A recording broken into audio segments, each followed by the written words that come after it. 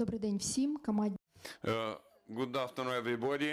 The team of Media Center Ukraine current forum continues its work, and right now we have Andriy Demchenko, the spokesperson of the State Border Guard Service of Ukraine, and we'll discuss the situation on the border. So, Mr. Demchenko, what happens on the border in Chernihiv and Sumy oblast? Good afternoon, colleagues. First of all, I'd like to mention that this is the 84th day of Ukraine's resistance against the Russian aggression. The State Border Guard Service, all our servicemen continue defending Ukraine, the Ukrainian defense forces, ensure security in different parts of the border, including those parts where the situation is still difficult, tense. I'd like to say again and again that our forces, our units act according to the general command of the General Staff of Ukrainian Armed Forces. The enemy continues fighting for fact and making every effort to strengthen their offensive group. Also, they focus efforts on maintaining previously taken positions, reconnaissance, and creating fortifications in their positions. But Ukrainian defenders repel all those attacks. Also, I'd like to mention that there have been no significant changes on the border with Belarus at the moment. At the same time, units of Belarusian armed forces implement assignments to strengthen protection of the border with Ukraine in Brest and Homel oblasts. Also, there is still a threat of rocket and air strikes from the territory of Belarus against targets in Ukraine. The situation on the border with the Republic of Moldova in its Transnistrian segment is tense, but there are no significant changes over this time. But on the border with Belarus and on the border with Moldova in its Transnistrian part, Border Guard jointly with other components, defense forces, Ukrainian defense forces make efforts to strengthen those parts, and we analyze all information, which sorts of information which may affect border protection. To demonstrate their presence and to neuter Ukrainian armed units, Russia continues to maintain its armed units in Bryansk and Kursk oblasts. In some areas, they strengthen fortifications of their positions. At the same time, arranging forces for renewing assault in Ukraine is not something that we would see at the moment. At the same time, Russia continues armed provocations at the border with Ukraine, on the border with Chernihiv and Sumy oblasts. Artillery shelling continues, in particular shelling against civilian infrastructure sites in the areas near the border. Shelling is from the territory of Russian Federation. Also, we see activities of sabotage groups. They use artillery shelling as a cover to enter the territory of Ukraine. Recently, in Sumy Oblast, our border guards forced such group to leave Ukraine, to move behind the border. This is a threat. Such actions of those enemy forces are a threat also for civilians living in border areas, not only for our servicemen. So I'd like to remind you that our border guard authorities in Chernihiv and Sumy Oblast introduced some temporary restrictions, and those restrictions are still in place. And those restrictions are, first of all, about moving and staying in areas near the state border. About the borders with EU countries and Moldova, in those areas where there are border checkpoints. Since the 24th of February, after full-scale invasion of Russia and Ukraine, there have been almost 7 million people who crossed the border, including 4.6 million who were leaving Ukraine. Mostly those were Ukrainians leaving Ukraine. At the same time, there have been almost 2 million Ukrainians who entered Ukraine, and as of today, the general traffic during the day is about 80 to 85,000 people in both directions. Earlier, like a week or a week and a half ago, it was somewhere around 70 to 80,000 people a year. So we see certain increase there. I'd also add that mostly people cross the border with Poland. Most people cross through a checkpoint in that part, and there's fewer numbers of people in other parts of the border. We don't see any waiting lines to leave Ukraine. In some hours, in some directions, there may be a small number of vehicles, but it's about the fact that people just try to cross the border in some area at the same time. So every 2 hours we provide information on our through our information resources about the traffic in various checkpoints, so that people would be able to see the traffic in all areas and choose the least loaded one. Also, since we now see certain increase in the number of people entering Ukraine, we suggest that people who want to enter should check in advance what the situation on checkpoints in those neighboring countries, using informational resources of those border control services of those respective countries.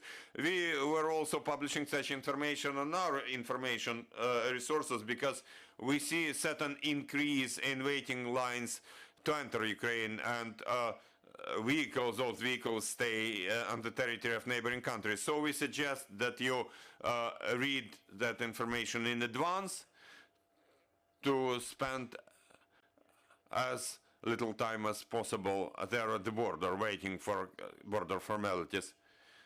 Also now, and it started on since the 10th of May, now we see that there are more people entering Ukraine than people leaving it. First of all, it's about citizens of Ukraine who enter Ukraine, and because of that certain increase, although a small increase, but still increase in traffic, we can make an assumption that maybe Ukrainians start returning home, especially those categories of Ukrainians who, from the even before the beginning of that full-scale invasion of Russia in Ukraine, they were living and staying abroad. Before that, mostly there were more people entering than leaving Ukraine before some holidays, but now I'd like to emphasize again that it happens every day starting from the 10th of May. Also,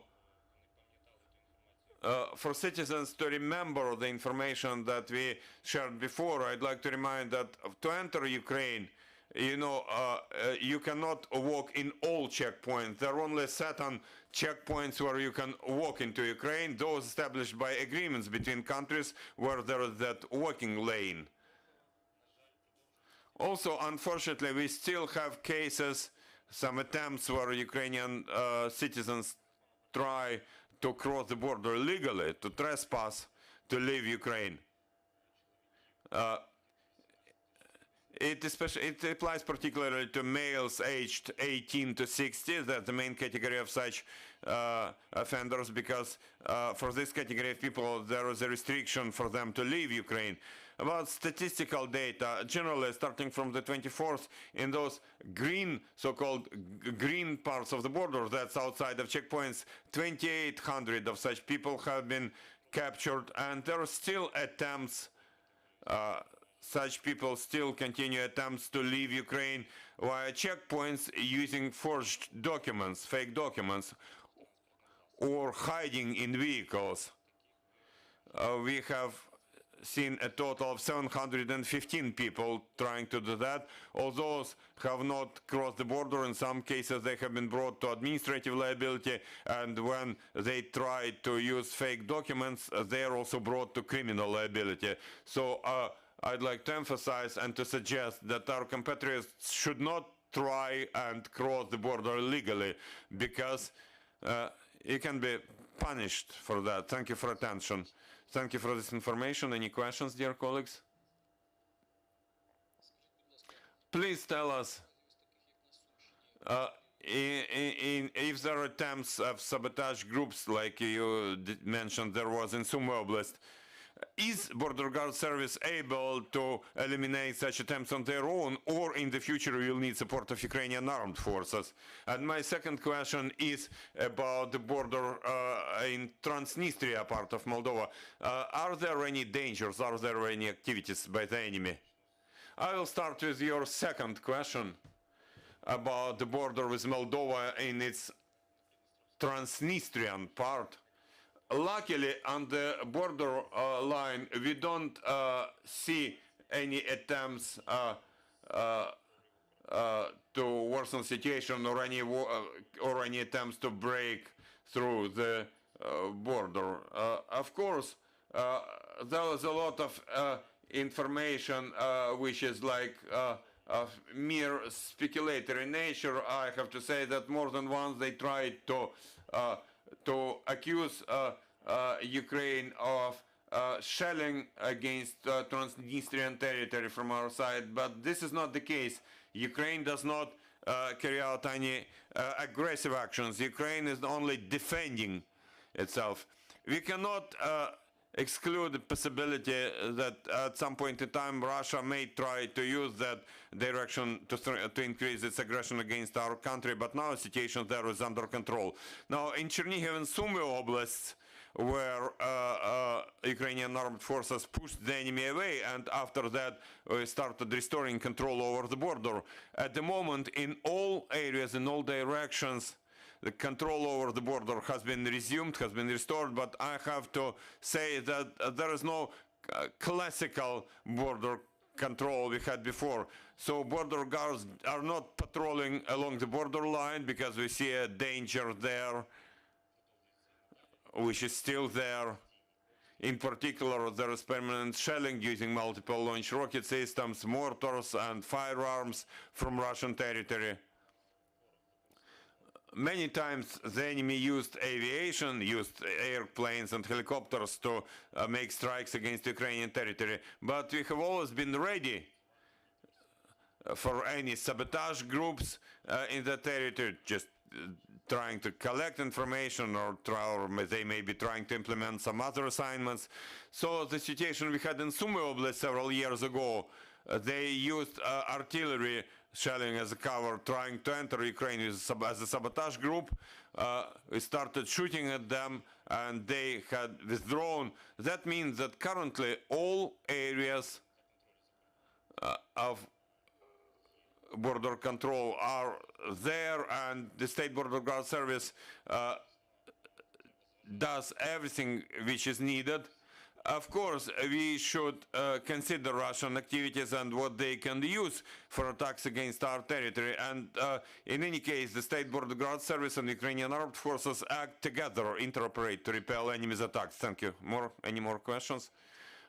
Please tell us, now on the border with Belarus, what is the probability that from their side there will be some attack against Ukraine? This is one question. And my second question is, you said since the 10th of May Ukrainians started returning from abroad.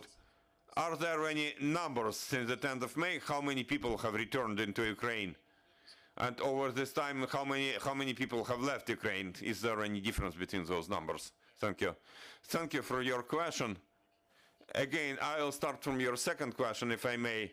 As I already mentioned, the average daily traffic to cross the border, the total traffic exiting and entering is, as I said, 80 to 85,000 people a day. Most of them cross the border to enter Ukraine. Speaking about Ukrainian citizens, now it's, say, 30 to 40,000 people a day. About the border with Belarus, as I already said, that part of the border is controlled by us and the Ukrainian armed forces and other components of the defense sector, defense forces, and we have strengthened control on that part, and we have never excluded the possibility that Russia may use that area to further broaden its war against Ukraine and get Belarusian armed forces engaged in that. we, the State Border Guard Service, as well as our intelligence units and the units of Ukrainian armed forces, have been monitoring as much as possible the situation that may affect any escalation, to be ready for any actions of the enemy. Thank you. Thank you. Thank you for joining us. I'd like to remind you that we had Andriy Demchenko, the spokesperson of the State Border Guard Service in Ukraine, and at 3:30 we'll have Alexander Motuzyanek, spokesperson of the Ministry of Defense of Ukraine, and we'll speak about the situation at the front. Stay with us. Thank you.